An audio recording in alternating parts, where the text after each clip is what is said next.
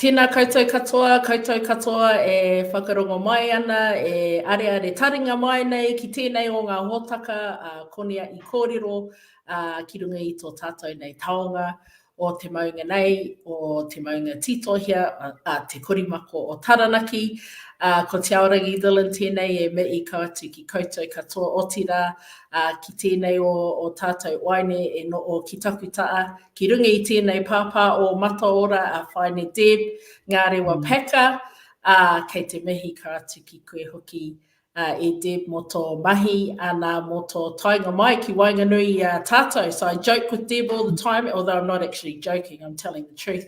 I always say to her, have you got time? Because I know you're running the country right now. And as she always does, she always says, always got time for you. So ngā mihi nui, thank you for joining us this afternoon, because I think there's some really good kōrero that we can get across the airwaves at the moment. Engari, even though you would have to be living under a rock, to be fair, e te whānau, if you do not know who Whaene Deb is, but just in case there are some people listening in at the moment who haven't quite caught who you are, ka tuku te rākau ki a koe ki te mihi atu ki te katoa. Oh, kia ora. Well, tuatahi tēnā koe te taonga o tā tātou maunga titohia, ko Irarangi, te reo Irarangi o Taranaki. Me tā tātou kai paoho, kia ora koutou, and ka nui ta mihi kia koutou ki te Whakarongo ki te kiti tēnei hōtaka. Engari, ko Debbie Ngarewa hau, he uri o Taranaki, ka tupua au ki Paati, kei raro ta māra a ngā tiruri, ngā rauru, ngā ruihine, a pakakohe, nō reira, kia ora koutou katoa. So yeah, good to be here, and always good to have you calling me, because I know, oh, she must be looking for something juicy to talk about. So. No masks today, Te Aorangi. No mask. I'm in the safety of my own home. All right. You got some good ones. So I'll just actually, you have to wait until after 8:30 to see those masks. The homemade ones. You know, I got to mask number 10 and I was like, can I sustain this? But I seem to have attracted like all these people who find it really funny. So I'm like, no, of course I can sustain it. And of course it's only things that are around the house. So we'll make it happen, Etefano. But thank you for the encouragement and for making a TikTok about me. I sort of like a little bit of extra time at the moment. So I just kept thinking, how far is she going to go? Because I think we've got potentially 2 weeks, possibly even more at level 3. And I thought, wonder how she's going to ride this out. So well, you know, it's got to the stage now where people are actually sending in requests. They're like, look at this one, and did you see this one? And like I said to them all, I'm drawing the line at Taro Poto. I'm not going to go to the Taro Roto and the Taro Poto. That's not going to be happening, e te whānau, unless we reach official apocalypse status. When I see the zombies and the vampires coming towards me, the taro will not be getting brought out. And also, bras are not going to be happening either. So anything else other than the undergarments, e te whānau, possibly could be fair game. Anyway, hey, got to do something to lighten the mood, I guess. Nā reira, yes, yeah, that's right. So actually, Whaene Deb's trying to get us into Fancy Friday, which, of course, Heather... Formal Friday, isn't it? Friday, yeah. Formal Friday. So we'll give that one a whack this week, I think. That's the word out to everyone watching right now. Keep an eye out for Formal Friday. Even though she is the ideas guy, she had the idea and then she was in a hui till like 10 p.m, so she didn't even do it herself. But kei te pai. Yeah, someone has to come up with the ideas and others of us have to execute it, right? Yeah. One for a team. Ka pai Heather.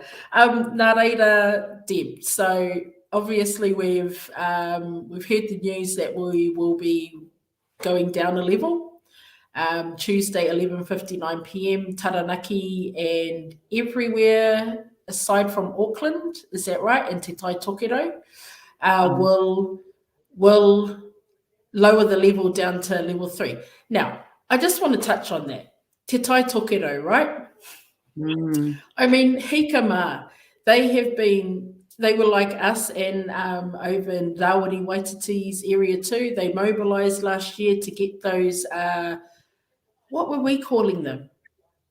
Iwi checkpoints. We were calling them roadblocks. Iwi checkpoints, that's right. Iwi roadblock if you were an angry Pākehā, iwi checkpoints if you were a well-intending tangata whenua, you know.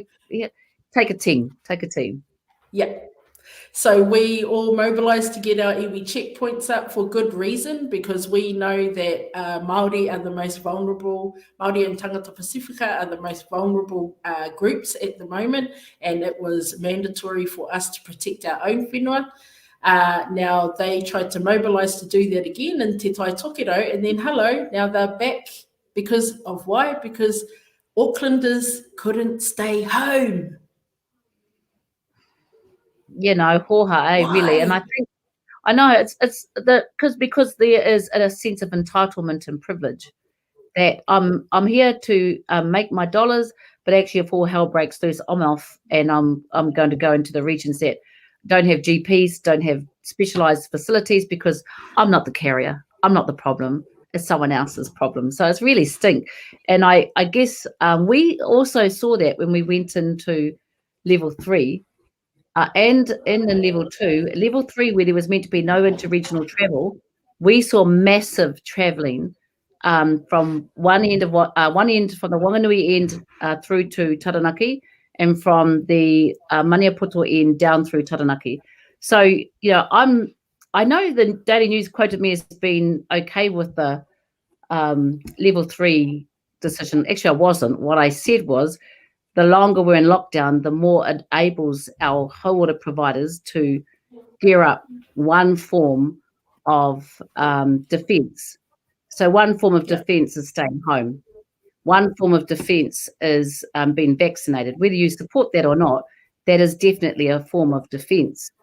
And I think, you know, what we're seeing, which has been really interesting, is a large proportion of our whānau, and I wonder if it's the consequences of colonisation, where actually I haven't had to make a decision about my well-being since the government made decisions on polio and measles and influenza, and now I'm confronting how do I and what do I and who do I listen to when confronting a pandemic. And I think this is, you know, if we can go there, because I know the last few days we've been going there on our social media, and woo, it's hot. You know, it's really hot. Yeah, we have a whole proportion that are, well, look, let's look at us. So we know we've got 10.4% of us that are comfortable getting vaccinated, because that's what the rates were at Thursday night. It may have changed, whānau, but so here's the scenario. We know we've got 10.4% of us comfortable enough to get vaccinated. We know that in the last 2 weeks, and we've been watching it, we've seen Ngā Ruihine, we've seen Ngāti Runi, we've seen Tuiora, all our providers out on the front line, Waipareira, you know, or everywhere, Tuaranganui, Te Tihi, everywhere around the motu, standing up and increasing and taking surge, I think they call it, surge approaches to increase vaccination. But the reality is, all we're doing is actually standing ourselves up to vaccinate the worried white. We're not, we haven't got ourselves into a situation where we're queuing there. And you know why? Because we're not sure. We're not sure what to do. You know, we even though, so in our whānau, and I hope Ngāpari has shared this publicly, in his whānau, they have had a mate in Australia. The young wahine who was 30 years old was actually Renata's niece-in-law. So we know close enough for us in Paati, we actually know someone, a 30-year-old who took Kai to an uncle that had COVID, didn't go inside, and she passed away. We also know of, you know, and I think this is the problem that's been happening. We've seen all these numbers coming down, but for us as Māori, you know, that doesn't cut it. We work on tangata, and so I think some of the issues that we're contending with is the fact that we're actually not giving light to, what would it be like if I get it? So let's not make a decision about the facts.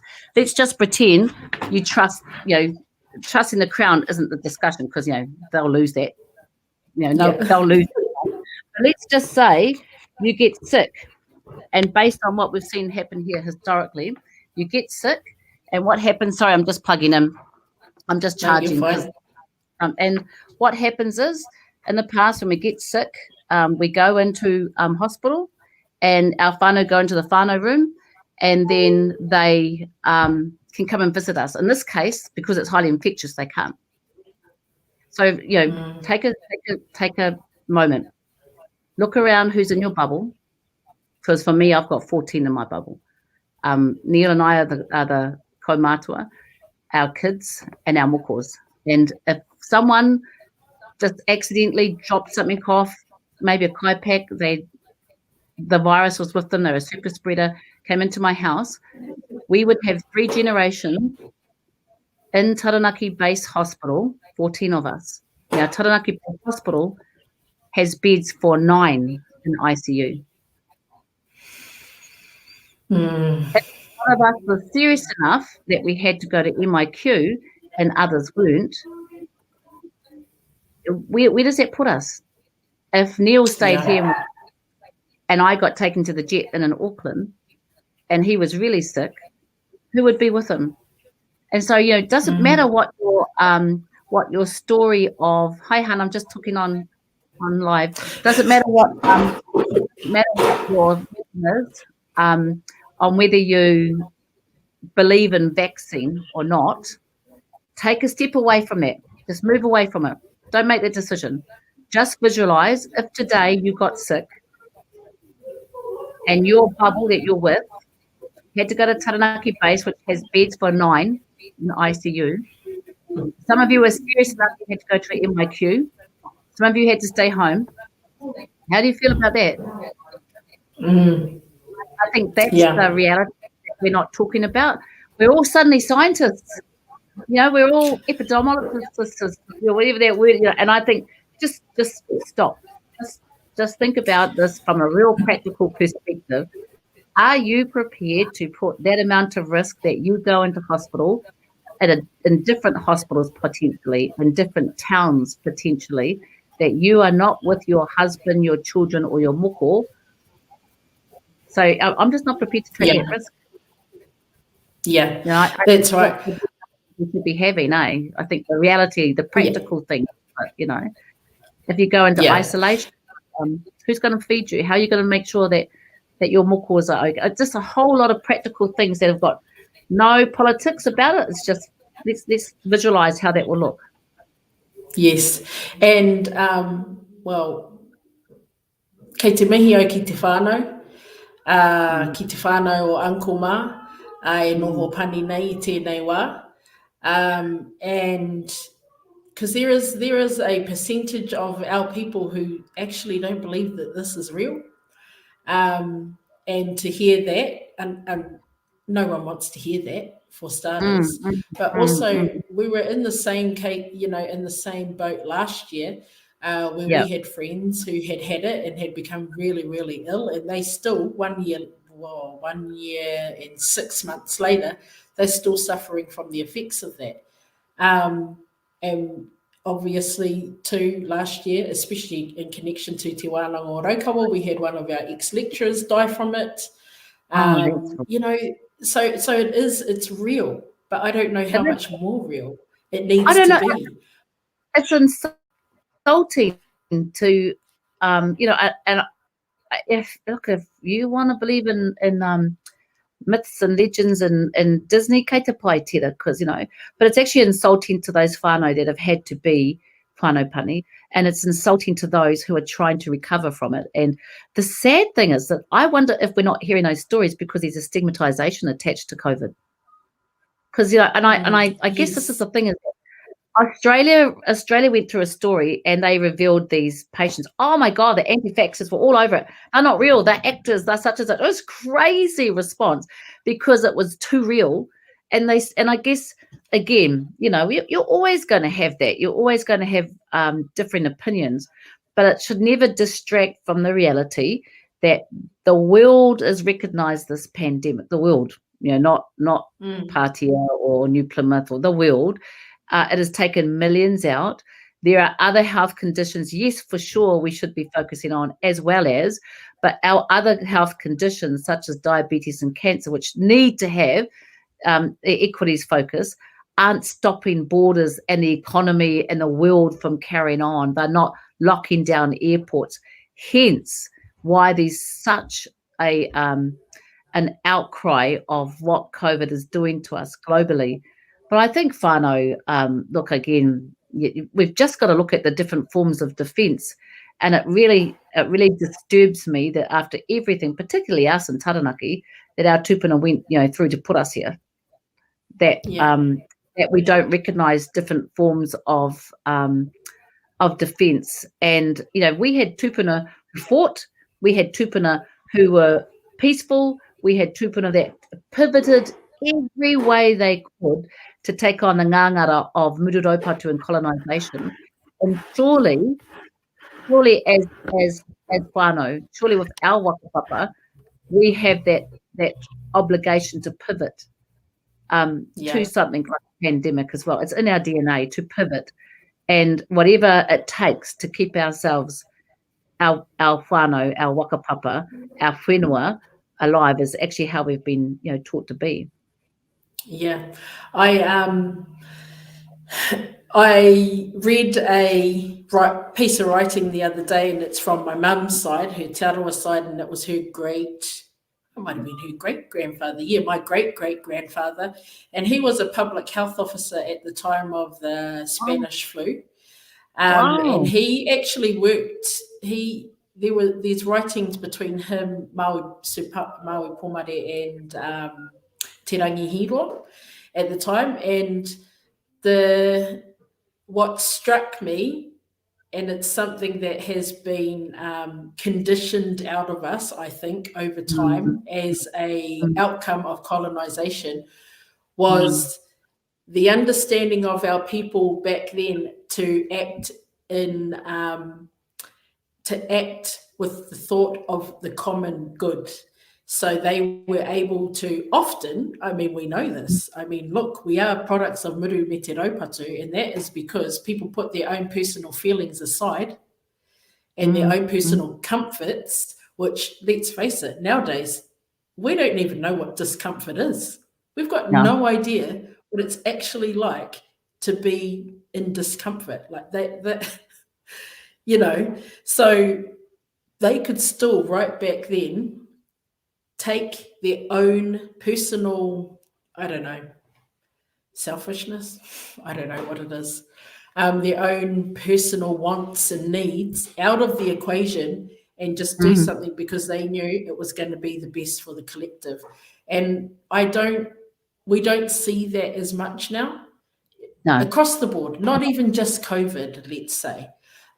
There's not a really strong sense of collective good when it comes to health. It's really a case of, well, you are where you're at because of poor choices that you have made, without actually looking at the inequities that we're facing in health. Like right now, we're facing inequities in regards to the vaccination. If every Māori wanted it right now, we'd be like, whoa, holy heck, okay, we got, this is great probably, but man, we're going to figure out how this goes on, So we know that there's a level, at that highest level, Māori are disadvantaged, person to person, manager to manager. We know at that highest level, we're disadvantaged. So what is it like for us on the ground? Trying to do the right thing. Do you get what I mean? Yeah, absolutely. And we've got to remember this isn't new for us. Like, I'm talking to Te Kore Mako o Taranaki, and look, you can look at the way that we endured and survived Mururaupatu. We're still surviving colonisation. Every day I'm having to check myself and say, check my colonisation. Check how we, what was tikanga Māori. We don't have much to say about ourselves, but we can talk about whakapapa. And when you look at Te Māui Pōmare, Ngāti Mutunga, Ngāti Toa, you look at Taranaki, you look at the way that there was this robustness to address the reforms. And there was massive pushback. Because of some of the reforms and the things that he was leading, but he was leading them from a scientific point of view because he knew we were going to die. And I think we all have a responsibility in our spheres of influence to actually call ourselves out and just say, look, I know it sucks to change. I know it sucks to challenge ourselves and to challenge our mindsets, change our ahua. But, if a pandemic and the risk of our mokopuna, our rangatahi, look at this rain. Now the last time I looked, and I'm out of touch with some of the recent stats, 50% of it were rangatahi. Last night, 7% of those infected in Delta are Māori. We seem to be doubling by the day. And I think we need to encourage each other to get the heck off social media if you're not in the right spaces that actually call on you. One, remember your wakapapa. Remember who you can trust. Check our colonization, the fact that we've often believed, others before we believe listening to ourselves. Don't leave it at someone's purupuruake to listen to them and compliment them. Listen to the whānau that are going to birth and bury you forever, because at the end of the day, whānau, what we're contending with is not new. We have come up against waves like this before, and looking inside ourselves and asking ourselves, what did our rangatira before us do? What did they do to keep us alive? Our men got uprooted and taken to Dunedin. Our rangatira, our tupuna, got uprooted and taken to Dunedin. Some dying before they even got there, because they absolutely believed that to stand against the crown and to whether it be passively or aggressively, they knew that they had to take these hits to keep us alive. So we just got to check ourselves and stay grounded in our own wakapapa. And it's not far. The lessons of the past are good for us to track our future. So, and it does. It worries me. I mean, there's some things about the decisions being made. Personally, I'm a bit worried about coming to level 3 too soon. Personally, I'm worried that our providers are just like Runui, Ngāti Runui, Ngārui, and Toranganui, Kōrero have done 50% of the vaccinated 50% of the Māori population. They're small. Our hauora are just amazing. They're so punching above your weight. It worries me that they're not being resourced enough. But we've got to change our narrative. We've got to talk to each other. We've got a wānanga. We've got a wānanga, hey whanaunga. We've got a wānanga, hey taranaki. And I'm really grateful that we have karakia and stuff like that. But actually, we've got a wānanga more too. We've got to remind ourselves that large proportion of our whānau that are sitting on the fence, what's your form of defence otherwise, so. Yeah.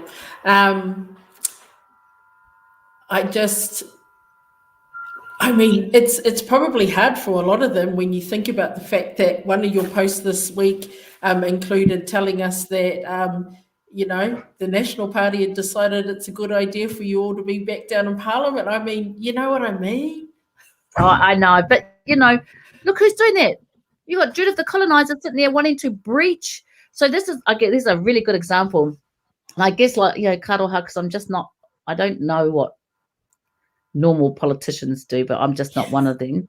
And you raised me, so don't ground me, you fellas. But one of the things that I can see is that, we're in a hui. We've told people to wānanga virtually, work virtually.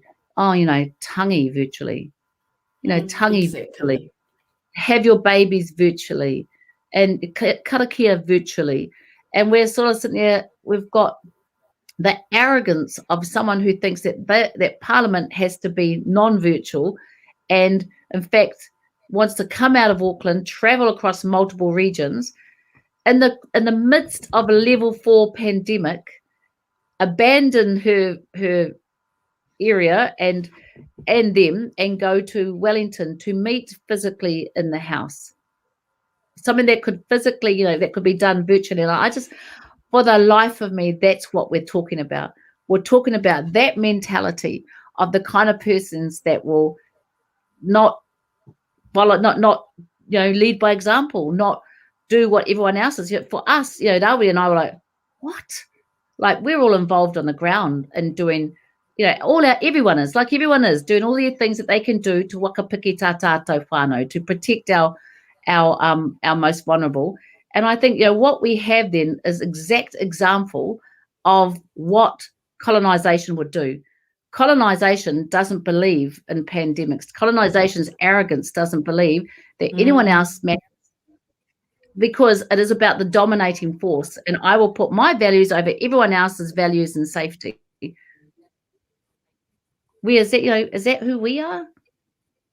So I think it's not just about politics, it's about our leadership and using our influence. If we're all in this, we should all be in it together. My personal belief is, this will probably get me more trolls on, but my personal belief is that actually Tamaki Makaurau and Tai Tokeroa in level 4, we probably should be, too, because they're finding, what do we have? 180 contacts in Taranaki, DHB told us on Friday. 180 contacts in Taranaki, and yet that was what, day 10 or 11? Like, how have we got contacts in Taranaki when we've been locked down that long? So that's an example of how tricky this ngangara is, and we're still trying to understand. If we've got 180 contacts in our region, doesn't mean a single one's positive. I'm not saying that in any way or form, but what is the total for them to? What is the total for them to be isolated? What is the total that we give to each other when we can't even, how do they get their kai? We've got one pack and save and stuff. So there's a whole lot of questions that are still being asked, and we're coming into level 3. And not only that, this is one whole year later after the very first alert level lockdowns we've been through. This sounds so stupid, but has no one thought to put a plan in place since Well, they had one in June. They had a Māori COVID response plan and a Māori COVID vaccination plan in June, July 2020. It hasn't been updated. And I've been saying these stats, and actually I can't take credit for them. They've come from Dr. Rawiri Taunui. But you look at up until Thursday, we had 30.7% Māori who've received at least one jab, compared to 57% the rest of Aotearoa. Nearly double. Yeah. So, we know we're vulnerable at a whole lot of things for a whole lot of reasons, but, and this is, in the last 2 weeks, this gap has widened to 0.6. So 0.60% proportionally shows that actually, again, was my opening comment, is that at some stage, whānau, we actually have to think about looking after our own. We're great at kaimanaki, but we actually have to talk about and think about, what did Tohu and Te Whiti decide? What hits the Titoko Waru decide to Uahaumene? What did Samawi Pomare decide? What did you all decide in your mana motahake? And I think I think those are some of the things that we need to be really aware look of. at. Because there's, the business sector, they want to push, okay, let's go level 2 only in Taranaki. This is the Taranaki is it Chamber of Commerce, Business Commerce or something like that. Sorry, I should have the facts, but I can see it in my head. I just can't remember the name. Taranaki Chamber of Commerce, It was. So he wanted us to go to level 2, but have a road, roadblocks in. Now, the irony is just not lost on me. Do you know what I mean? Like, these are the same people, I am almost 100% sure, who would have been, putting us down and trolling us and everything. Council was supporting it, and I'm thinking, this is a change of tune, isn't it? But guess what? You frontline it, because this is a tricky experience. And I think that's why we're sort of saying to everyone, just, be calm. Let's talk about it. There are some hard discussions to have about not necessarily the whys, but if you choose not to vaccinate, let's visualize what we could be confronting. And I was on a panel the other day with Dr. David Skegg, and he wrote the report and advises the Crown on a whole lot of things. And the biggest thing that I got out of it is that as long as the border has the amount of people coming through, so 99% of those who came through the border were in MIQs were Delta. So it was just a matter of time when human nature happens and we would get Delta loose. So he said it, he predicted it. And what he's saying is to open the borders in a managed, very phased way, and to keep our we have to keep our MIQ numbers down. Otherwise, we'll have another one. Now, he's predicting another lockdown pre-Christmas. And I'm just like, no.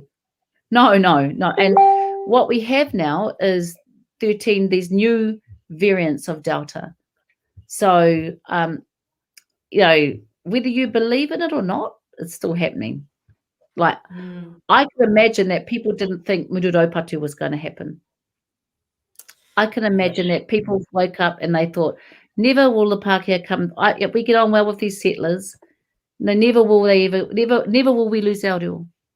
Never will our world be so turned upside down that we would be marginalised on our own whenua.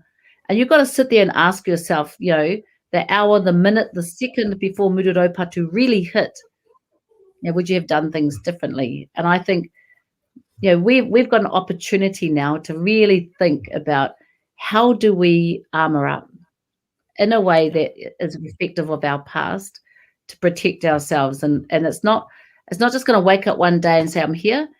Actually, this virus is going to come slowly. We've got babies that now when there's lockdown, schools carry on, they don't bat an eyelid.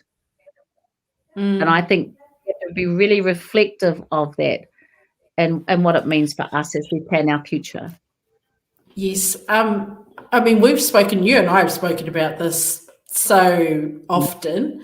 And we talked about the fact that, after the last lockdown, we just all went back in and we went hard. And now, and we knew then, actually, then there is no normal. The normal that we knew before is not our normal. But I think we just carried on a little bit, trying to make it back there. Like, it's okay, we can get it back. But we do have to just start thinking seriously. And you're right. It has to come through wānanga with us all. Around the maunga of actually, okay, we don't know what it's going to look like for everyone outside of here, but we can only be responsible for what we can control in our own rohe here. And how everyone else goes about it is just going to have to be up to them, because one thing that Taranaki has been known for over the years is our manaaki to everybody else. Putting ourselves second. And now is the time actually where we all do. We have to be serious about this. We were the hardest hit with Muru me te Raupatu. Our wars went for 40 years.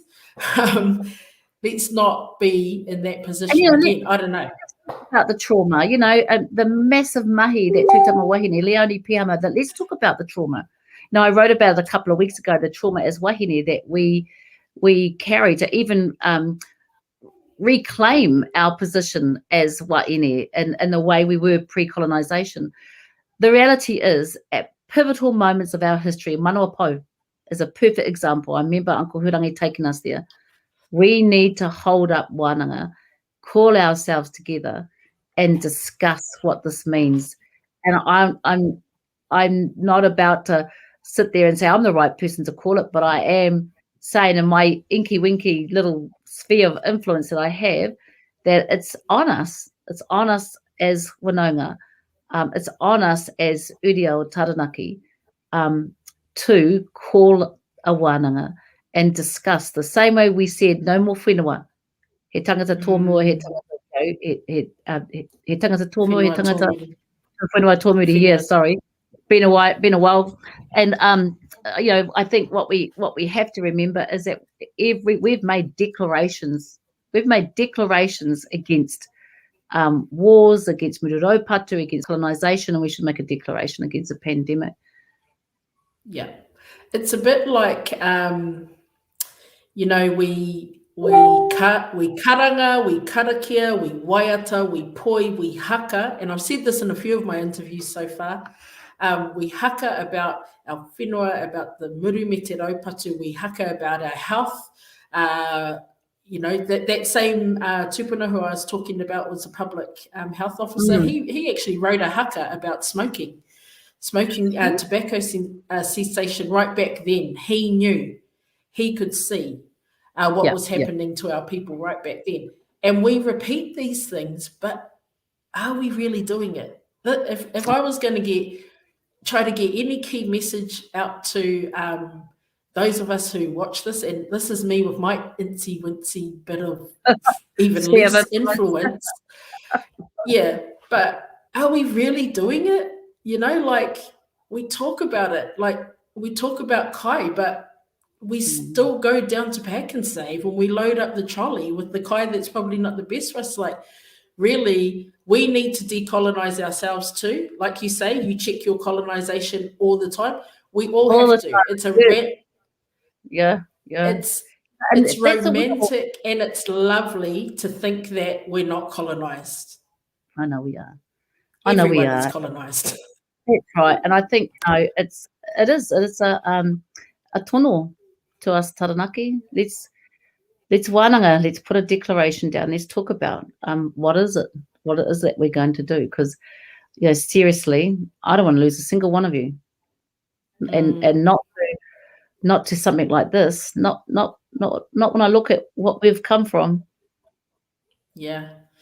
And not something like this when there are lines of defence in there for us to take, which is a moment in time when you think about our lifespan. It's actually, it's been like 8 weeks all up out of 42 years of my life, when you put it like that. And I would not like to see those weeks wasted, even, just because people can't stay home. That's the other thing. Oh, I haven't seen, it hasn't been too bad this time round, but level 3 gets messy. Messy. Yeah, it's just a lot of international travel. But again, I think I love the kōrero that Emirema, I think Pariaka's on a massive journey of kai sovereignty, and I would love to see how we disrupt. I mean, here's another kōrero, another conversation, another day. But this cost of kai, it's horrific. It's just gone up so much in the grocery stores, and I would love to see us disrupting the existing kai channels. That's another thing that isn't original. Our tupuna had that for karo. There's a lot of things that, I remember growing up thinking, but actually as you get older and you think, oh man, that was onto it. They knew what they were doing. And we've got so much we're contending with. COVID is what's here, but we've got trauma that has that so many amazing people are dealing with and helping us to dismantle. But the reality is, this may be what we need. This may be that moment to pull us all together and have a wānanga that then brings together all the amazing other mahi that our whānau are doing out there to, undo the nasty tools of colonization that have held us back, that hold us down, that, stop us from reaching our true full potential. But I guess at the moment we're confronting a pandemic, and it's not one that's going away. Yes. I had the opportunity to speak to a wahine this morning whose interview will play later on in the week also, and her partner popped in at the end of it, and he said, again, this is a time for Papa Tuanuku to rest, and her kōrero was that we actually have the expertise as Māori. We have our own expertise. We have our own experiences. She also talked about wakapapa. It's in us to know what's the best thing to do for us, but we really have to back ourselves. This is where it comes in. We've got to be brave, and we have to, put our necks out and say, actually, this is how we're going to do things. You can either, you carry on. Kei te pai koutou, kei a koutou o koutou ake e huarahi. But it will take bravery from ourselves, because that's taranaki, the manaki, let's try and, but really, well, the other side of us is that, look at us, we're still alive. Yeah. So I say to my kids all the time, I think you're too, alive for a reason. Yeah, they are. And the thing is too, I guess it's not all doomsday too, because I keep thinking, oh God, you sound like the world's going to end. But the reality is, I hope the world as it was does, because it wasn't working for us. I hope that all, including yourselves and all those researchers out there, all those who have been saying, here's what we need to do, I hope they just grab it. I just hope they grab it and make this our new norm, and the rest of us just back them. And I really hope that we just refuse to go back to the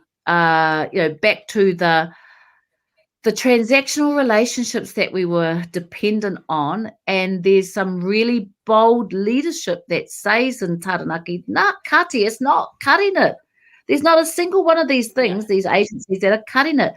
And I guess, this is what, I hope that grows out of this. And I hope that our rangatahi that are watching us get supported by us as Pāhake to navigate that and be bold and know we've got your backs to do it a different way. Because if there's anything right now, is that opportunity to change the whole thing, change it. And we can do it in our small world in Taranaki and do what others hadn't done before.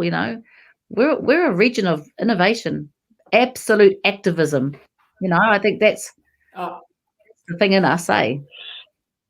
Yeah, it's the activism that's in our DNA. None of us can, even if we wanted to hide from that, you just can't.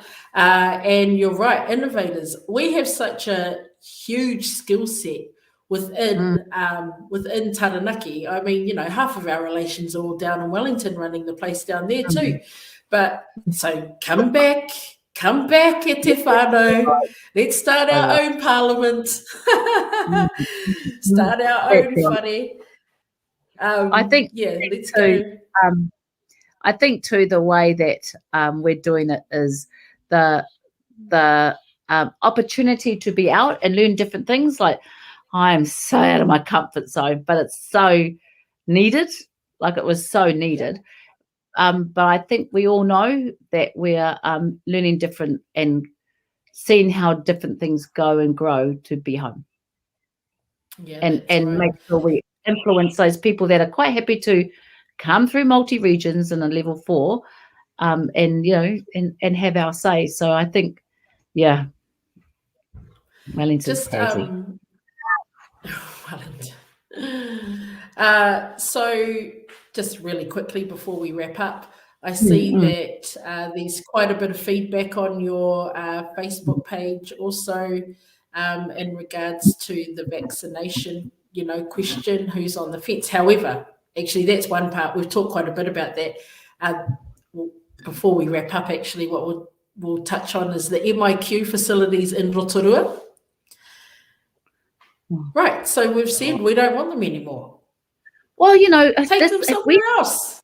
Where does the say of the tangata whenua? Like, so one of the questions I asked the House Select Committee this week was, why do you keep building MIQs in largely Māori Pacifica built-up areas? Like, and I know Rawiri said, why not Queenstown? But the real, why? And I guess the thing is that we've known now for nearly 2 years that COVID is a reality. We got it at the bottom of the world, so we had a lot of time to learn from all the others. And why haven't we put a purpose-built facility together? Because motels are not built to contain an airborne virus, a highly infectious virus that can maim and kill. And by maiming, I mean it like, these people that are recovering Ironman people who have got it actually can't even walk up a hill now. So my question is, one, at what stage they're going to accept that the border controls and the numbers need to slow down? The second thing is, why are we using motels that are not purpose-built? They are not whole water facilities. They don't have the ability to be able to pull everyone, you know, in a healthy way together. They can't protect others on either side from viruses. And I'm thinking, so how long are we going to keep doing this for? And I think that I get it. I get that they're keeping a part of our economy alive. I get it. But crikes, what a cost. You know, what a cost. Yeah. So us and so we saw here in Taranaki, DHB advertised a manager to be overseeing the MIQ, and I'm thinking, what MIQ? What have we got MIQ in Taranaki? Then they sort of said, oh, they're building 3 units at the hospital, using 3 units. I'm thinking, okay, let's just just stop.